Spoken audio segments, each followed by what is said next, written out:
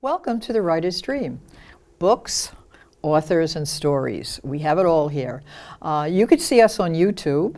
If you search my name, Linda Maria Frank, click on my picture and you'll get about 150 different interviews. So if you want to know anything about local authors, books, reading, writing, that's the place to go. It's one of the places to go anyway. We're also on Facebook. The name of the page is The Writer's Dream.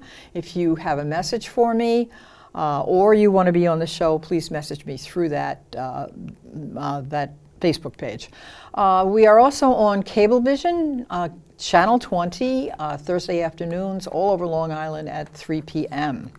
Also here at LTVEH, just go on the website, ltveh.org, and look for video on demand. So we're all over the place, and we're here to promote books and authors.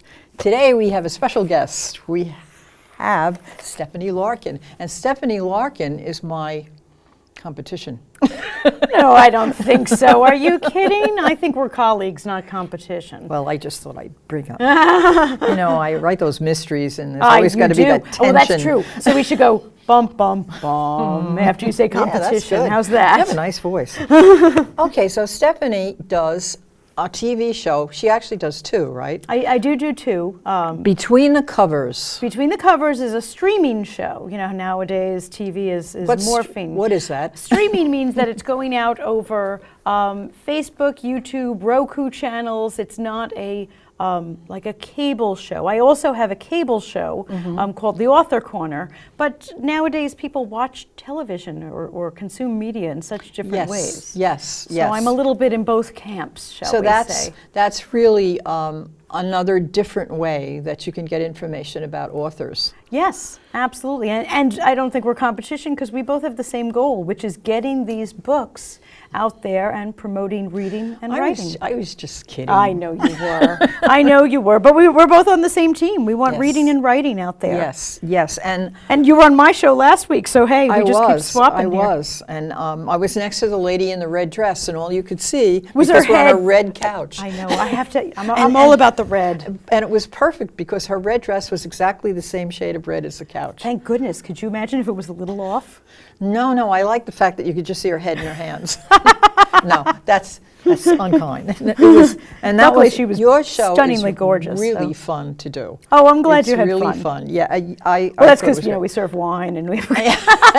After a while, everything's fun. Everything's fun. Sure, I agree. You have a live audience. There's clapping, and then and it goes so fast. Like amazing. This, yeah, the hour. I know. This one does too, believe it or not. Absolutely. Well, you and I hanging out will always go fast. So, and you're also, not only do you do this TV show and you introduce other authors to the world of literature, but you have written books. Here's one of them. Right. Write that book. Tell us a little bit about your books. Sure. Well, I actually write books in order to help people write books. It's kind of a round robin. One day I want to be you and write fiction. That's my goal in life. But I own a small press publishing company, so I work with authors to get their book from start to print.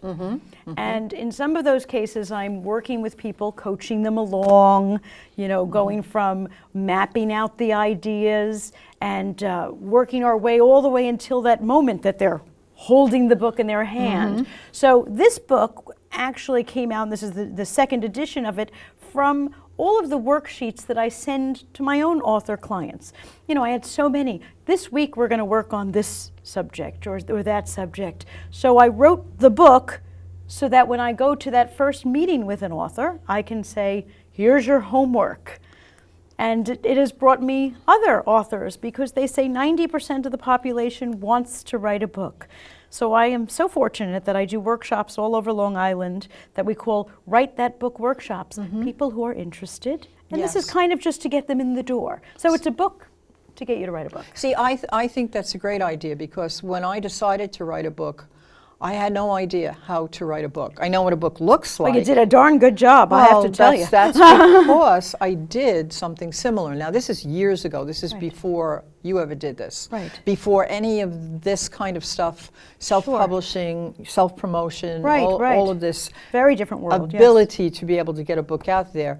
The only thing that there was Vanity Press. So what I did was I went to this organization called the Institute for Children's Literature, and they gave correspondence courses. So I took a course on how to write a book, and it was the same thing. I had a mentor, but I had to mail the stuff in, and they mailed it back to me. Now it's online, of course. But then it was not online, and you went through how to do a plot, setting, character, well, I've read your books, style. And whoever that mentor was, kudos to her. She did a great job. Thank you.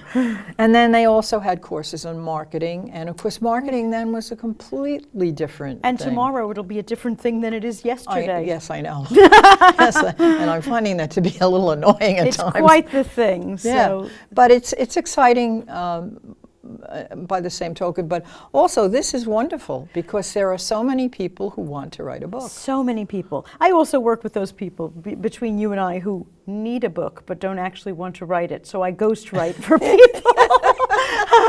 But I can't put those books up on the stand. Sometimes that's me.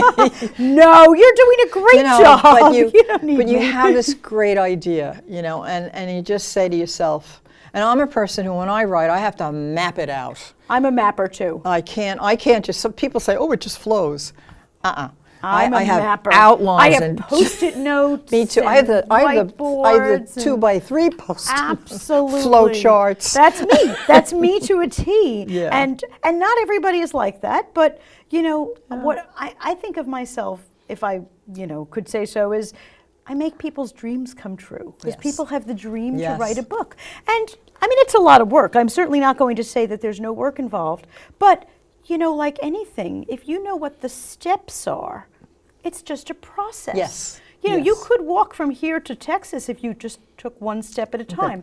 And the same with the book. We start with the big mapping out and the Post-its and the whiteboards. And next thing you know, I'm popping the champagne and the book order came. Exactly, and that's really a reflection of your personality because you are so positive. And for a person who's writing a book, I mean, we're a little jokey here, but that is so important because there are points in writing a book where you say, why am I doing this? Absolutely. And so many times you'll look at a book and you'll say, even books by bestseller authors, and I'll say, I could have written this a little differently, and maybe it might have been a little better. And endings, don't you find that when endings? Oh, sometimes you are so disappointed. Yeah, well, I get to, what I think is they're on deadline. They are. They just have to finish it. Well, that rapid release model is huge in fiction right now, that they are releasing every 3 months. And it's a lot of pressure. So yes, you are going to get a lot of books from top authors that they are very similar in structure. They're a little coloring book. Formulaic. Yes, fill in the blanks. I understand that that's the model that works in the marketing world right now. I get it. It's not for everyone. Even authors that I've adored over the years. Once you've read 5 of the books, you pretty much can see what's coming. Let's take my heroine, Nancy Drew. Yes. How much more formulaic do you want to get? Absolutely. But I had all 50 volumes growing up. Yeah, exactly. And I love them, every one of them. And the There's same thing security goes for everything. in it. Television, movies. I mean, if you boil it down, there's only 7 plots. That everything is one of these 7 plots. Everything is formulaic. But it's your twist on it. Right. It's not only your twist on it, but I believe that you have to create a character who the reader falls in love with or about hates. the characters. Absolutely. Yep. When we're talking about fiction, it is all about the characters. And when we're talking about creative nonfiction like memoir, it's still all about the characters. My book has no characters. I got off the hook with that.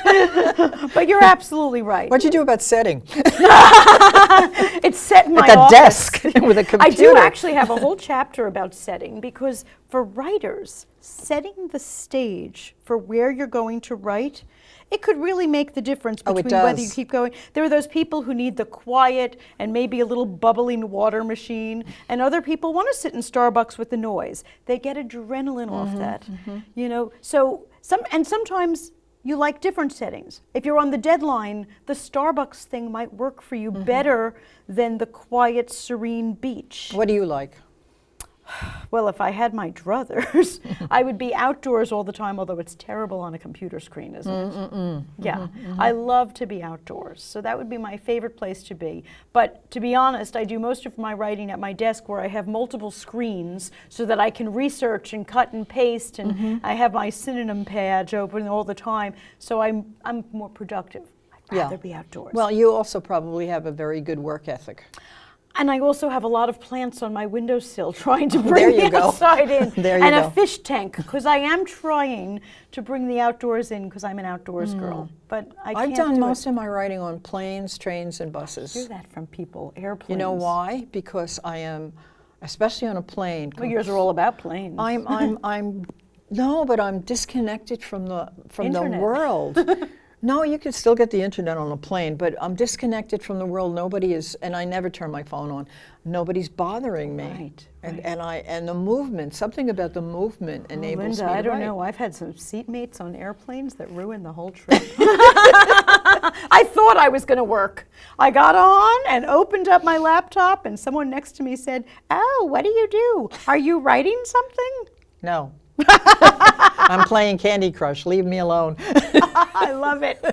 I need to remember that. See, that's why I love all these plants here. It reminds me of, Well, I have to have my tree. it reminds me of my office with my trying to bring the outside in. Yeah, well, that's sometimes I need a peaceful place. The Mystery of the Lost Avenger, I wrote on my front porch. So, front porches. and actually, I did the research. We should do this show on a front porch too. Yeah. We could do it in the kitchen, actually. Oh, really? Next time you come, we'll do it in the Oh, kitchen. a kitchen. Yeah. We'll turn it into a cooking show. We could. We could do that.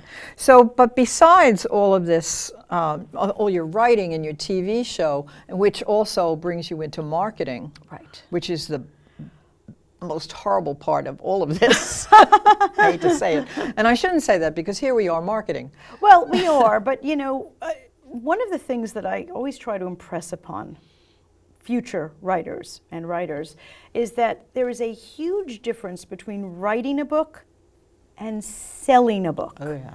And to be honest, many people that I work with to write the book, selling the book was not the point. That's definitely not the point in many people's persona. They're writing the book for personal reasons, for personal expression, sometimes to get ahead in business because a book will get them credibility. There's a million reasons to write a book. And one of the things that makes me crazy is the book is finished, the author is so proud, we're drinking the champagne, they're on like having a TV. baby. It's fabulous. I love book launch parties. It's like my favorite thing. And they're all excited. And then about a month later, the author calls me up and says, "So, how are my sales doing?" And it breaks my heart because that's not why we're doing this. And to think that now, all of a sudden, your self-esteem is tied in with a number. Yes. It kills me. Now, on the flip side, there are many authors who are writing in order to sell the book. And to be honest, my advice to them, I do a lot of work with authors on marketing books, is you should be thinking about marketing that book before you've written one word. Because if that's your goal, and that's okay. Yes, it is. But if your goal is to sell books, well, the first thing you should do is find out what kind of books people want to read.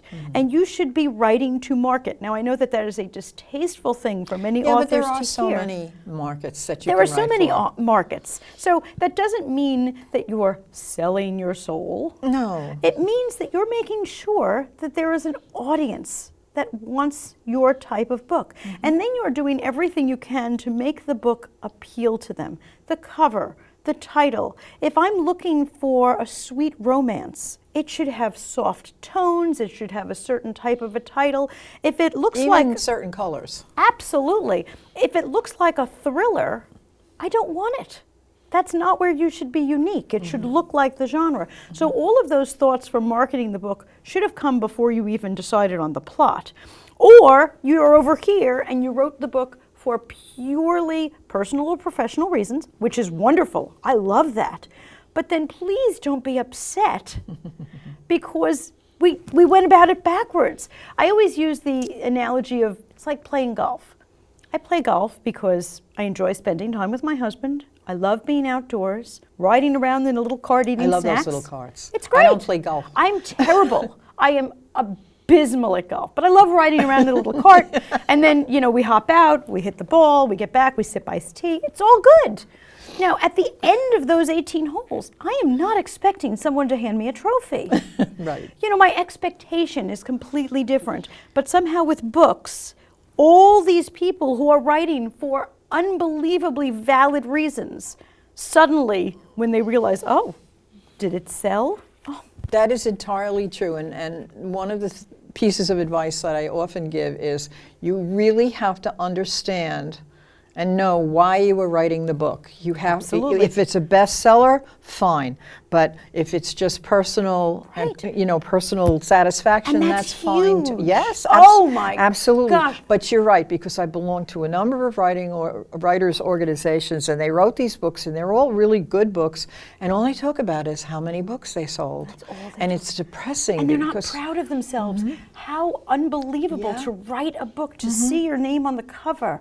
I had to get over that. Impressed. I had to get over that because I got into that numbers thing, and then I just say, no, Linda, you're going to places where kids are actually buying the books, seeing the books, you're talking about them, you do a lecture series, you do this TV show. It's all part of this Yes. whole thing you would have Thank never you. done if you had never sat down and wrote that first book. Exactly. I love that. The only thing more exciting than holding your own book in your hand is seeing it in someone else's hand. And for you, like you said, you're out there in libraries with children. People are reading your book. That means the world. I was doing a lecture series at CW Post, and I would get there early, and this lady would get there, this woman from the audience, who's about my age, she got there early too. I remember her because she crocheted the whole time. She was making baby blankets for AIDS babies, I think, or crack babies. And we got to talking, and one day we couldn't sit in where I gave the lecture because somebody else was giving a lecture. So we were sitting in the little foyer there, and she comes in this one day and she says, "You," and I thought, "Oh my God," because she was reading my books. I knew she was reading my books. I thought, "Oh, what did I do?" And she said, "I was up until 3 o'clock this morning because I couldn't put the book down." God, did you want to bottle that? How fabulous is that? And that was like, ooh. That's better than book sales any And day. these are books I wrote for kids. So, and this is an adult. So I just love little that. things like that, that's what you have to really focus on. That's the world. Yeah. That's absolutely the world. And I'm so glad that you remind people of that, because I hate for someone who has worked so hard and given birth, as you said, to a book, and then to have their whole self-esteem shattered by a number on a screen. I mean, those book royalties aren't that high anyway. It's really not worth it. Well, one of the things, I used to do a workshop in libraries on how to self-publish, and the first thing I would say, it was usually in a bookstore or a library, Right. and I would go, look around you, what do you see? Books. How many of each one of these books do you think sells every day? And they understand hardly any of them That's right. sell anything. And I said, it's the ones in the cardboard containers by the cash register. Right. Written by best-selling authors. And so I said, you really have to understand why you're doing this. Exactly. Because it's going to be a lot more work than you think it is. Exactly. And those books in the bestseller category, I mean, we're short many bookstores nowadays, unfortunately. But people don't realize that if you walk into, say, a Barnes & Noble, and that book that's staring you in the face, okay, that publisher paid about $15,000, a day to put it on the table that faces the door. Yes. And the one that's next to it facing sideways, that slot was only maybe $12,000.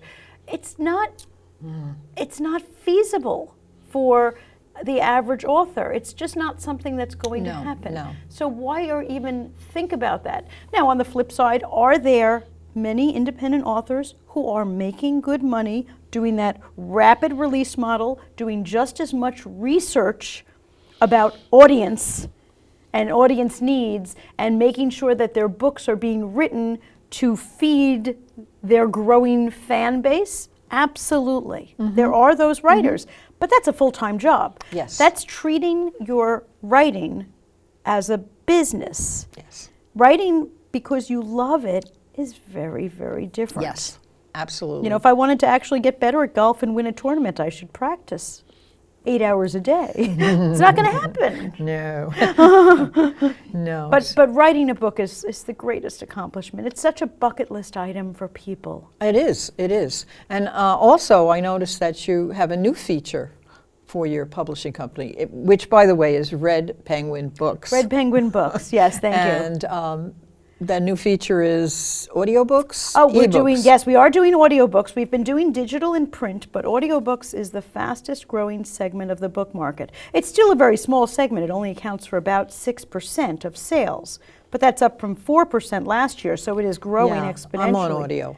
So yes, we put in a recording studio into our offices so that we have narrators, or if the author would like to, I love when authors narrate. That's wonderful, because I can't tell you how many people ask me about, because they want to read their own book. Now you can Why go shouldn't on they? you can go on ACX, Yes. and that's what I did, and someone bids on it because Right. you need a producer who has the equipment.